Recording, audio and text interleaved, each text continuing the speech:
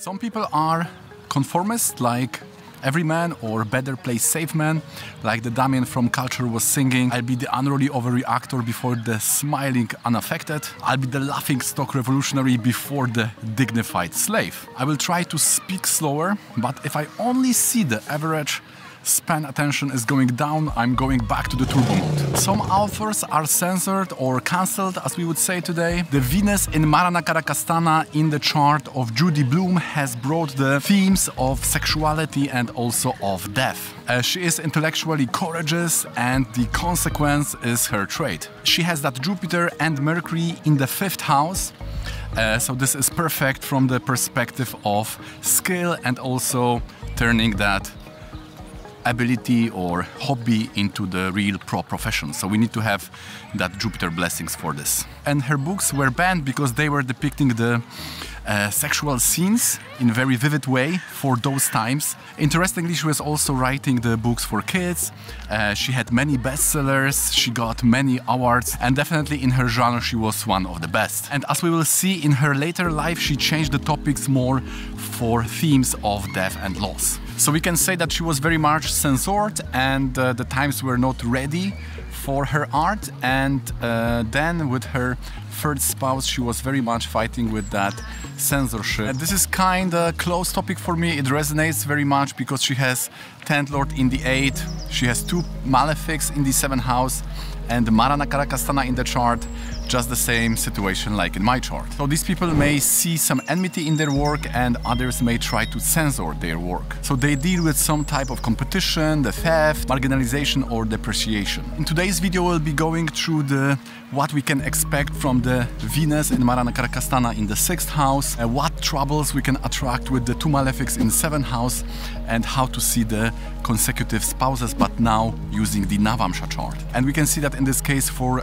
Judy Blume, it is like Sun and Jupiter trying to restrict the artistic approach of Venus, right? With some kind of laws which the 9th house is bringing. So the Sun and Jupiter, they have this natural good placement, and they are Bhavakaraka, the significator of the 9th house. So you may also struggle with some kind of censorship in your life or in your work. Of course, I'm not defending in the spirit of right libertarian the hate speech. I think that those people like bigots should be cancelled. But here we are inspired by Judy Blume to follow our intuition, our mission without the omission, even if the circumstances are not very favoring you. So sometimes we have to change the external situation to make the times ready. Some people are carrying the torch of the future. And if you have Marana-Karakastana position in your chart, then maybe the topics of death will be close to you. And also the knowledge about the nature of us and the nature of spouse may be very important to make a good use of this information.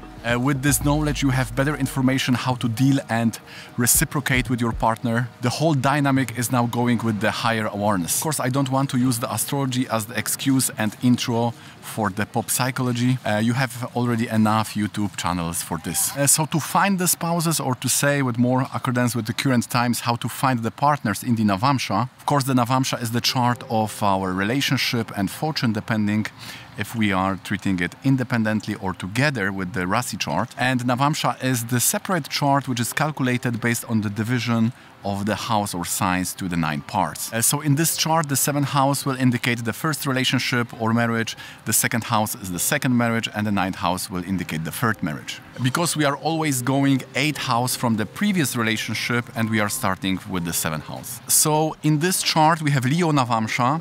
Aquarius is the 7th house of relationship, and Aquarius is loaded by Rahu, and it shouldn't be surprised the person has married in Rahu period.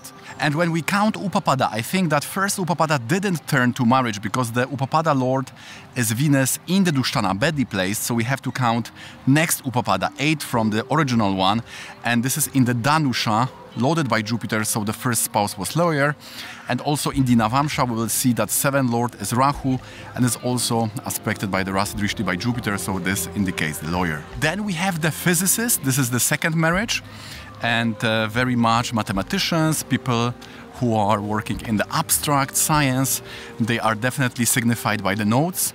And here in the second house of second marriage we have Rahu with the moon, and again, this is very simple. The timing for the second marriage is Rahu moon, and also the description of the second partner is very much right. If we count now the Upapada, this will be the third Upapada, and this is Mercury with the Jupiter, so it shows someone very intellectual, someone who is working in the academical sector. Now the ninth lord, which is showing the third spouse, here is the Taurus, right? The lord is the moon, and moon is again with the Rahu, aspected by Jupiter, so this person was also a lawyer, but he turned to non-fiction writer.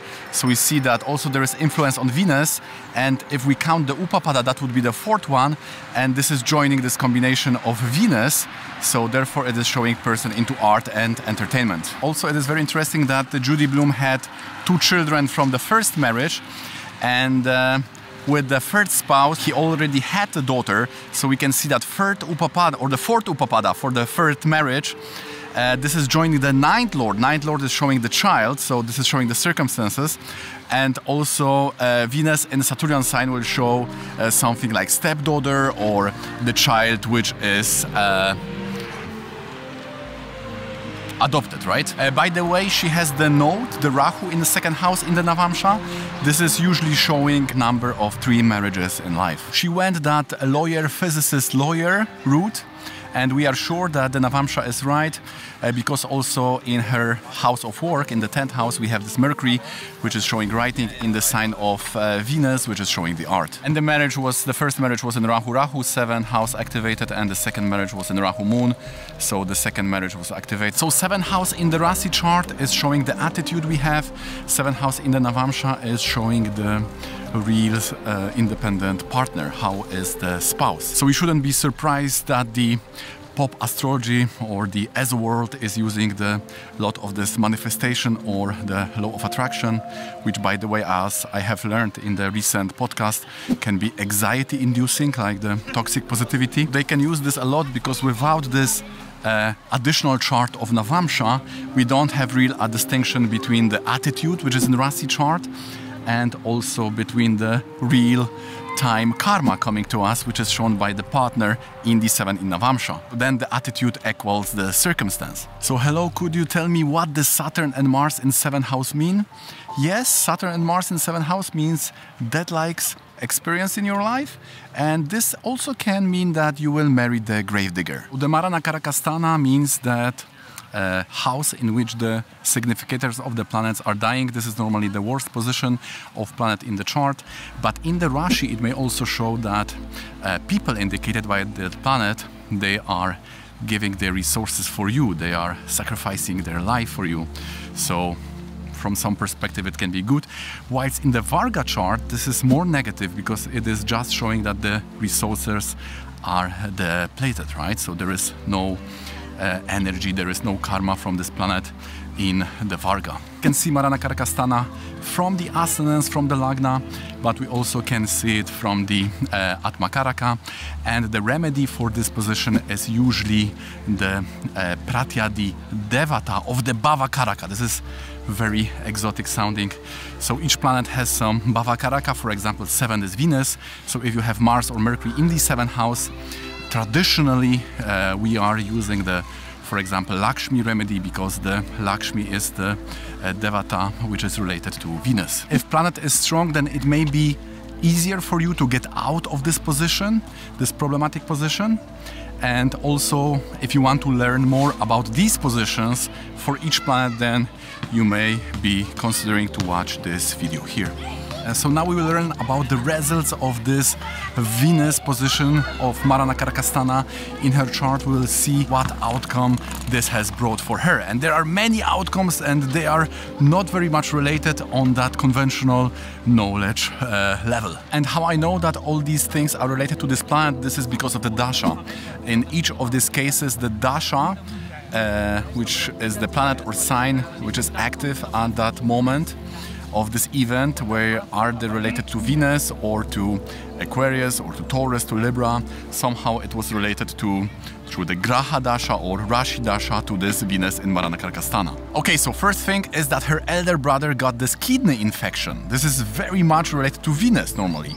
And how it is related to 11th house, because 11th house shows the elder sibling. It happens that the moon here is in the own sign, and when moon is in the own sign, we have to see the result of Uchanata. This is the planet which exalts the moon, so moon gets exalted in Taurus, Taurus loads the Venus, so therefore Venus will give the results of moon in the Cancer.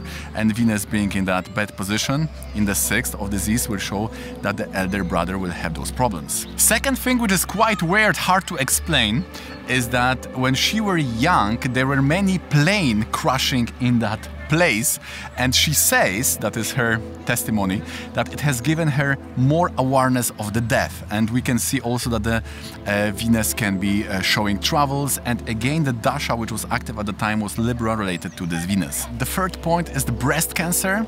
Exactly when the Aquarius Dasha started, she was diagnosed, and then few weeks after this diagnosis she had the surgery. And again, Venus is showing either I have seen the sexual related or reproductive related diseases, and being in the 6th house, and especially here 4th from the moon, which exactly indicates the Adhisthana or place of disease is that Venus again. Then when she started the studies, she was diagnosed with a mononucleosis, and the 9th lord here is again the Venus, and 9th house is showing the studies. In the Rashi chart it is more showing what circumstances are there when you are starting either studies or some specialization. So again 9th lord Venus in the house of disease, right? Also at the time when she switched the topics from this kids books or this more belletristic to this death themes, this was also when the Venus started to be active. And Venus in Marana Karkastana, this is also very interesting because in that same time Pisces Dasha was activated in the Dashamsa, and this is the 3rd house, and there she also has Jupiter in the 3rd house, so she has 2 Marana Karakastanas, and both were activated when she started to write about death and loss. If you read her biography, she is also telling that there were many deaths in her father family, and someone could say, oh, it's the 9th lord, but for women we need to take the 5th lord for this, but there is the sun there, right? And the sun may show more father's family than directly the father. And she is also stating, you can read that in her biography in Wikipedia, for example, that this deaths in the father family was also inspired her for writing. Definitely for all this, there is this Yama Yoga of death, right? The Saturn-Mars in the 7th house.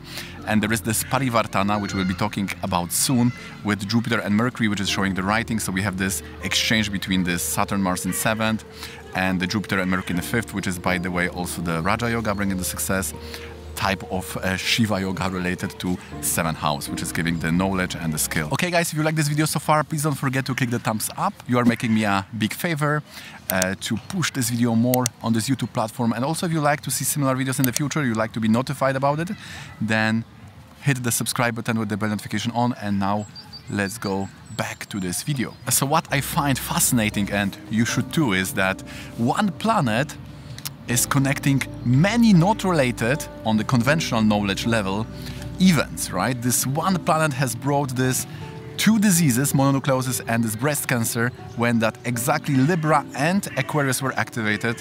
This was also bringing the hardships for studies because of the 9th lord. This was also bringing the kidney infection for the elder brother, and also many health issues in the family of the father because of that son.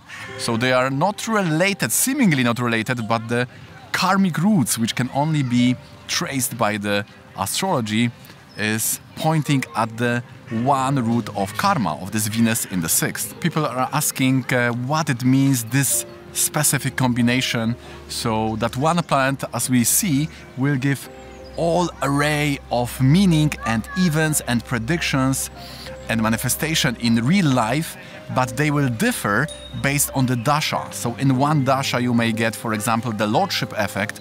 In the other dasha you may get the planet or the karaka effect. And you may use then the Vargas to exactly know which type of meaning will manifest in your life. So the 7th house is showing other people. The 1st is about us, the 7th is others. 7th is also the conception chart. The 1st house is showing the birth. And when it comes to the traits, then first house is about the truthfulness and seventh house is showing the empathy and the friendliness. You see this Mercury and Jupiter in fifth house. This is the Sarvakarya Siddhi or Bhagavad Gita Yoga, because the Lord Krishna, the avatar or incarnation of Krishna, we have his chart. This is very interesting thing that we have the chart of God in the Vedic scriptures, Vedic texts. And he has the Mercury and Jupiter in the fifth house of knowledge. So he is the author of Bhagavad Gita. He was the main protagonist together with Arjuna. So now this Jupiter-Mercury of her knowledge, skill and writing and work has this exchange. So it's very intimately connected to this war, right? Because we said two malefics in the seventh house are indicated the war. So if we combine these two, we have some kind of intellectual crusade. She is on some kind of war. And this is the word with the censorship. So the parivartana is the exchange of signs. This is, for example, when the Mercury is in the sign of Sun and the Sun is in the sign of Mercury. And it denotes the change or transformation from one state to the other. And there are many types of these exchanges or parivartanas. The author of Faldipika, the Mantreshvara, in the 6th chapter, starting from 32 shloka, is giving us this division. There is the Maha Parivartana, which is very auspicious. This involves the Kendra houses, first 4, 7 or 10. Then we have also the Kala Parivartana, which is including the 3rd house, and we have also the inauspicious Parivartana, which is called Dainya. This is when the Dushtana is involved. So in this case, we have very good Parivartana because the good houses 5th and 7 are involved. So what your astrologer has told you, you should reject the partner because he has the malefic in the 7th house. But this is, now we learn that this is showing that very good-hearted person, so you should call him back immediately. He was the good guy. If you would like to have your chart analyzed, career life, health, relationships, what all these yoga in your chart means and when you can expect them to manifest, also bringing the main remedy to strengthen and amplify the positive part of your chart and to block the negative on your chart, so giving the best remedy, then hit me up in the email below and we can schedule this consultation for you. But if you are still hungry and would like to get more chunks, for example, how to master the calculation and meaning of the consecutive upapadas, then watch this video here.